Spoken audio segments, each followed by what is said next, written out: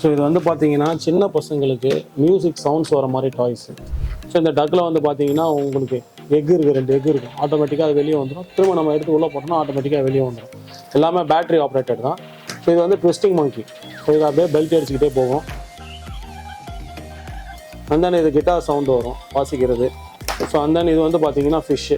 இதுவும் வீல் இருக்குது உங்களுக்கு, ஆட்டோமேட்டிக்காக ரொட்டேட் ஆகிட்டே இருக்கும். மியூசிக் வரும், லைட்ஸ் இருக்கும் உங்களுக்கு. அந்தன் இது வந்து பார்த்தீங்கன்னா பே பிளேட். ஸோ இதில் 3 வெரைட்டிஸ் இருக்குது. இது சிங்கிள் பே பிளேடு. ஸோ அதிலே வந்து உங்களுக்கு கொஞ்சம் பெரிய சைஸு, அதில் கன் மாடலும் இருக்கும் உங்களுக்கு.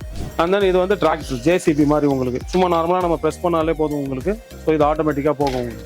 இதில் சின்ன சின்ன மெட்டல் கார்ஸும் இருக்குது, பஸ் மாதிரி டைப்பு.